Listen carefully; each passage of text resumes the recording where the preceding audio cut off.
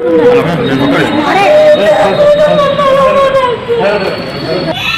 న్యాయం జరగమని అడగలేదు సార్. ఈ ప్రపంచంలో ఏ ఆడపిల్లకి న్యాయం జరగదు. అన్యాయం అవుతే జరగకూడదు సార్, అన్యాయం జరగకూడదు. आदाब नाज़रीन, इस हमारी बहन की चीखें जो आपने सुनी है, इसका दर्द वो दर्द है कि अगर मैं इसे बयां करूं तो आपके भी आँख से आंसू रवा हो जाएंगे।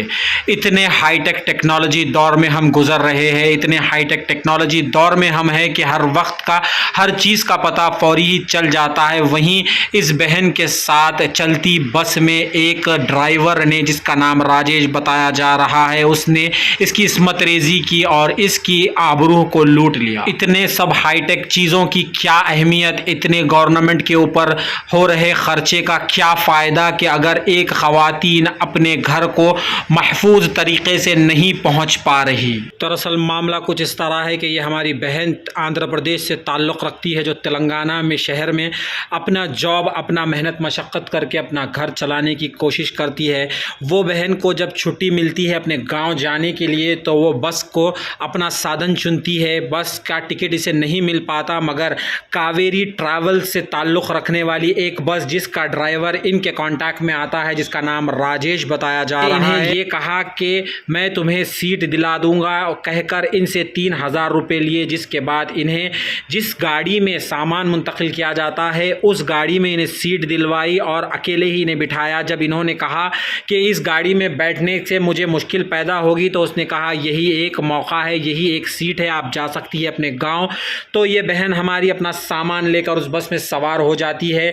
जब वो अपने गांव जाने की खुशी अपने दिल में सोचती है, उसी वक्त रात के अंधेरे के टाइम जब ये पीछे की सीट पर बैठी होती है, वो राजेश इनके करीब आता है, इनके ऊपर चाकू से इनसे डराता है, धमकाता है और इन्हें कहता है कि तुम्हारे ऊपर मैं चोरी का इल्ज़ाम लगाऊंगा। इस तरह की बातें कर कर इनके साथ जबरन इनकी इस्मत रेज़ी कर देता है और इनकी आबरूह को लूट लेता है। हमारी बहन ये अपनी जान बचाने के लिए उस वक्त तो कुछ नहीं कर पाई। अब ये मीडिया के सामने आई है और पुलिस में इन्होंने कंप्लेंट की है कि ऐसे लोगों के ऊपर कार्रवाई होनी चाहिए, ऐसे ड्राइवर्स के ऊपर कार्रवाई होनी चाहिए, इनका समाजी बहिष्कार करना चाहिए, क्योंकि ऐसे लोग माशरे को ख़राब करने में सबसे आगे होते हैं। उसके ऊपर सख्त से सख्त कार्रवाई करने की मांग हो रही है और होनी भी चाहिए, क्योंकि इस कार्रवाई से हमारी बहन की आबरू तो वापस नहीं आएगी, मगर आगे कोई भी ऐसा कदम उठाने से पहले 100 बार सोच ले। ऐसी कोई मिसाली सज़ा इसे मिलनी चाहिए और ऐसे ट्रैवल्स के ऊपर भी कार्रवाई होनी चाहिए, ऐसे लोगों को काम पर रखने के लिए। देखिएगा मज़ीद तफसीलात हमारी इस रिपोर्ट में।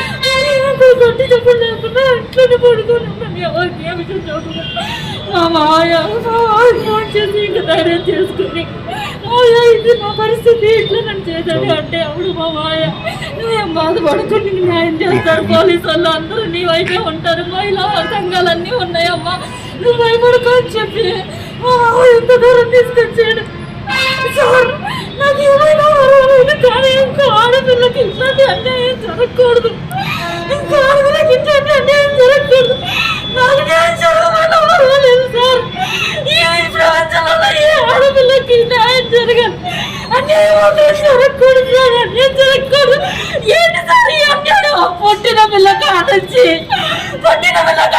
చచ్చిపోయే ముసల్దాని దాకా ఏడు సార్ అగాయత్యాలు, ఏడు సార్ అత్యాచారాలు. अस्सलाम वालेकुम। आज हमारे अलहदा रियासत तेलंगाना में एक ऐसा दिल को बहलाने वाला वाक़या पेश आया है जिसकी शर्मनाक हालत की बयान करने के लिए भी मेरे पास अल्फाज नहीं है।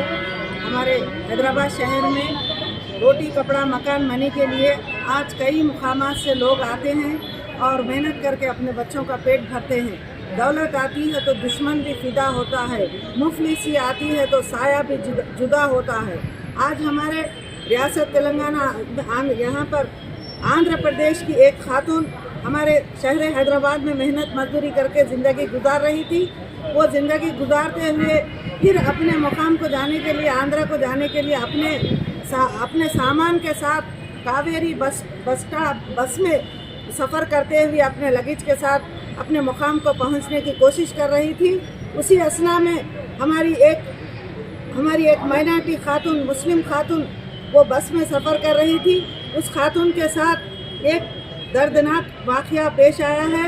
वो ड्राइवर उस लड़की की अस्मत रेज़ी करते हुए उस लड़की पर चोरी के इल्ज़ाम लगाते हुए और गर्दन पर चाकू की नोक पे उसकी अस्मत रेज़ी की गई है। मैं तेलंगाना गवर्नमेंट से मैं यही सवाल करना चाहती हूँ कि आज कितने कानून बने हुए हैं ख़वातीन की सेफ्टी के लिए, मगर आज किसी कानून के भी खौफ क्यों आज ऐसे तबके में क्यों नहीं हो रहा है। मैं शी टीम से भी अपील करती हूँ कि आप ये ट्रैवल्स बसों में जो मुसाफिर सफ़र कर रहे हैं उनके लिए आप लोग वो बसों के ड्राइवरों को, कंडक्टरों को या कुछ उनके बड़े ओनर्स को क्या कभी पुलिस की तलब में लिए हैं या उनके लिए कुछ अवेयरनेस प्रोग्राम किए हैं? ऐसा मैं तो सोच रही हूँ कि ऐसा कुछ नहीं हो रहा है।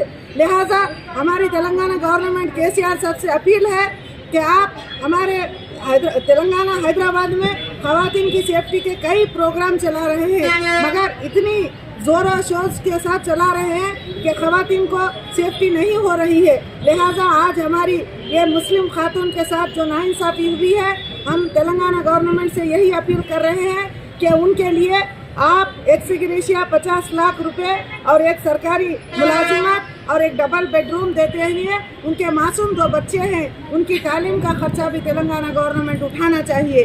और जो मुलजिम को हमारे इन टाइम तेलंगाना पुलिस ने उन्हें अरेस्ट करते हुए, गिरफ्तार करते हुए कोकटपल्ली पीएस में रखा गया है, उसके लिए सख्त सज़ा होना चाहिए।